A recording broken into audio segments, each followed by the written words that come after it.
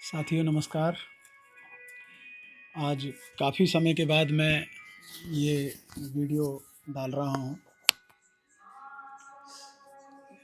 असल में मेरा विषय है जो वैदिक पद्धति है हमारी, उस वैदिक पद्धति के ऊपर ही मैं अपना वीडियो वगैरह डालता हूँ। आज मैं जो विषय ले रहा हूँ वह है कि क्या जो हनुमान जी हैं, माता अंजनी और केसरी के जो पुत्र हैं हनुमान जी, क्या वो वास्तव में बंदर हैं? रामायण में, वाल्मीकि रामायण में उन्हें वानर कहा गया है और वानर का कहीं कोई ये अर्थ नहीं है कि वानर का मतलब बंदर है।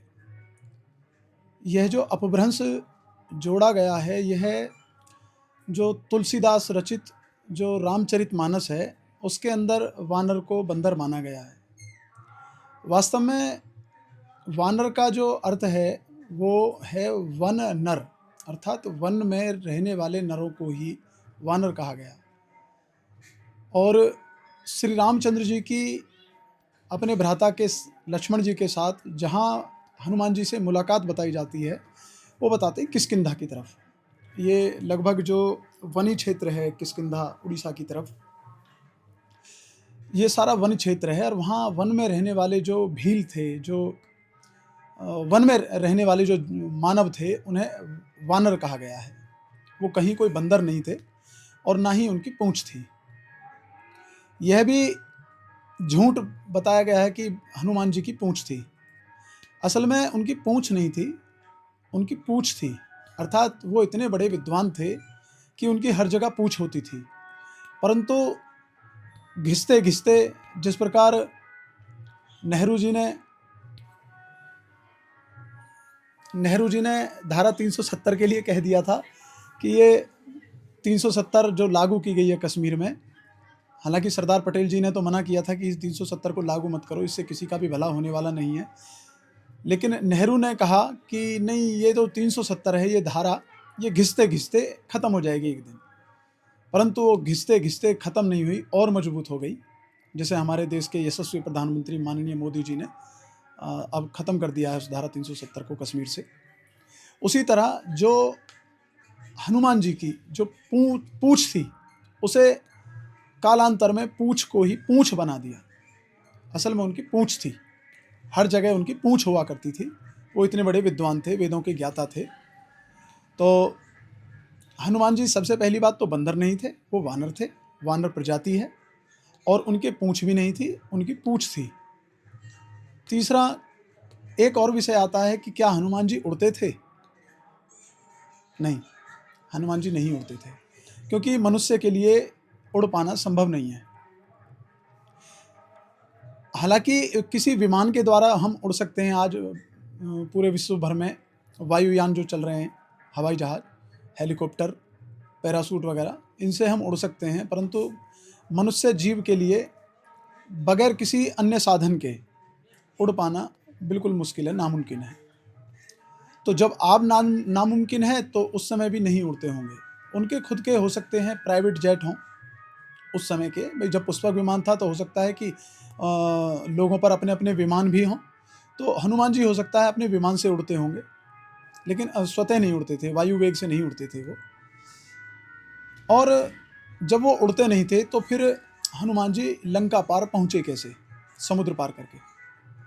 तो यहाँ भी ये प्रसंग आता है कि श्री हनुमान जी अखंड ब्रह्मचारी थे और वो, उनके अंदर इतना तेज था, इतना प्रताप था, उनके ब्रह्मचर्य की इतनी शक्ति थी कि उन्होंने समुद्र को तैर करके पार किया था। ये वाल्मीकि रामायण में हमें वर्णन मिलता है कि हनुमान जी ने समुद्र में तैर करके पार किया था। अब समुद्र में तैर पाना कोई हर किसी के बस की बात नहीं है।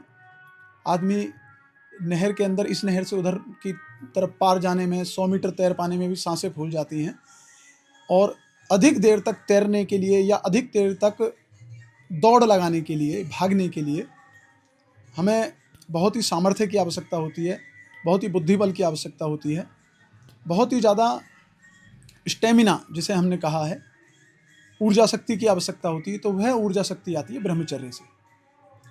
तो श्री हनुमान जी अखंड ब्रह्मचारी थे, तो उनके अंदर इतनी सामर्थ्य थी, इतनी ताकत थी कि उन्होंने उस समुद्र को तैर करके पार किया था।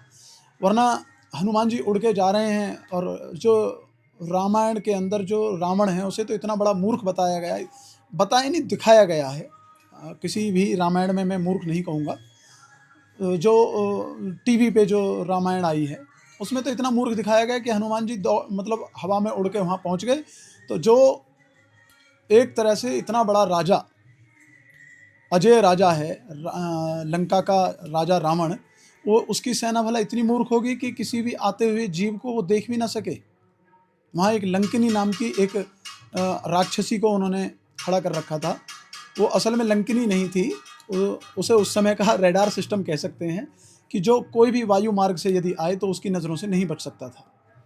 तो उसमें जो अरुण गोविल वाली रामानंद सागर ने जो रामायण दिखाई है उसमें भी लंकिनी को दिखाया है, और बताया कि जिस दिन लंकिनी का नाश हो गया, लंकिनी की मृत्यु हो गई, उसी दिन लंका का पतन शुरू हो गया, ऐसा बताया है। तो कहीं ना कहीं वो लंकिनी नाम का एक रडार सिस्टम हो सकता है। देखिए, हम वैदिक पद्धति को मानने वाले लोग हैं, हम केवल उन कल्पनाओं को कर सकते हैं कि जो संभव हैं। लंकिनी नाम की कोई राक्षसी नहीं हो सकती। एक रडार सिस्टम हो सकता है जिसे कोई भी वायु मार्ग से आने वाले परजीवी को या वायुयान को या किसी अन्य जीव को जो देख सके। इसी तरह हनुमान जी उड़कर नहीं गए थे, वो तैर करके छिप छिप के गए थे, और लंकिनी नाम का वहाँ पे एक रडार था। तो जा करके उन्होंने, हनुमान जी ने उस लंकिनी नाम के जो रडार था उसको ध्वस्त किया होगा, और उसे ध्वस्त करने के बाद वहाँ पे अंदर जाने का मार्ग बना होगा। वरना तो सभी पे नज़र रखा हुआ था वो रडार कि यहाँ कौन कौन आ सकता है। अगर वो रडार सिस्टम ख़त्म नहीं होता रावण का, तो राजा राम जो अपनी सेना के साथ समुद्र पर सेतु बनाते हुए लंका में प्रवेश कर गए हैं, तो रावण को भी पता चल जाता कि भाई अंदर कौन आ रहा है, वो पहले ही सचेत हो जाता। तो एक तरह से हनुमान जी ने उस लंकिनी नाम के रडार सिस्टम को नष्ट किया होगा, तब लंका में प्रवेश किया होगा। तो यहाँ मैंने जो मोटी मोटी जो कुछ बातें कही हैं, कि एक तो हनुमान जी सबसे पहले तो बंदर नहीं थे, वो वानर थे, वन में रहने वाले नर, हम तुम जैसे। लेकिन जैसे उत्तराखंड के लोग और हमारे उत्तर प्रदेश के लोगों की चेहरे में जो बनावट है वो अलग तरह की है। चीन के लोगों की बनावट बिल्कुल चिंपैंजी जैसे, बंदरों के जैसे है। ऐसे ही जो किष्किंधा की तरफ उस समय जो नर थे, उनका मुख वानर के तरह, बंदर की तरह हो सकता है, लेकिन वानर नहीं थे। क्योंकि यहाँ भारतवर्ष या संपूर्ण विश्व जलवायुओं का देश है, और भारत में तो हर 35-40 किलोमीटर पे जलवायु परिवर्तित हो जाती है। तो वहाँ पर भी जो वन में रहने वाले नर होंगे वो बंदर की तरह होंगे। तो हो सकता है कि तुलसीदास जी ने उस समय ऐसी कल्पना कर ली हो कि वानर का मतलब बंदर ही हो, लेकिन वो बंदर नहीं है। अगर हनुमान जी बंदर थे तो आज जितने भी बंदर हैं, एक भी बंदर से आप गायत्री मंत्र का श्लोक सुनवा दीजिए। एक भी बंदर अगर गायत्री मंत्र का श्लोक सुना दे तो हम भी उन्हें बंदर मानना शुरू कर देंगे। या ये बताएं कि अगर ये बंदर ही मनुष्यों के पूर्वज थे तो बताएं कि ये बंदर कब मनुष्य बनने वाले हैं। बंदर अपने पूरे जीवन काल में 15-20 वर्ष में मर जाता है, मनुष्य तो नहीं बन पा रहा। तो बानर, हनुमान जी बंदर नहीं थे, हनुमान जी की पूंछ नहीं थी, पूंछ थी, वेदों के विद्वान थे, प्रकांड विद्वान थे, और हनुमान जी ने समुद्र को तैर करके पार किया था। और हनुमान जी को एक नाम और दिया गया है, बजरंग। असल में उनका नाम बजरंग बली भी नहीं था, उनको एक उपमा दी गई थी। बजरंग नहीं था उनका नाम था असल में वज्र अंग, अर्थात जिनके अंग वज्र, अस्थियों के समान, हड्डी के समान, शिला के समान हो, उन्हें वज्र अंग कहा गया है। और ये वज्र अंग से ही अपभ्रंश होकर के बजरंग बना है। तो हमारे ये महापुरुष हुए हैं, पूजनीय हैं, बिल्कुल पूजनीय हैं। हम भी उनके आदर्शों पे चलना चाहते हैं और चलते हैं। श्री राम मर्यादित पुरुष हुए हैं, हम आपके जैसे ही पुरुष हुए हैं, परंतु वेदों के विद्वान, प्रकांड विद्वान, वेदों के, शास्त्रों के, दर्शनों के वो विद्वान हुए हैं, और वो ईश्वर नहीं है। हालांकि श्री रामचंद्र जी का आज मैं विषय नहीं ले रहा हूँ, परंतु ये हमारे महापुरुष हुए हैं जिन्होंने ईश्वर को पाने का हमें मार्ग बताया है। वो स्वयं ईश्वर नहीं है। हनुमान जी भी बहुत बड़े ईश्वर के उपासक हुए हैं, लेकिन हनुमान जी स्वयं ईश्वर नहीं है।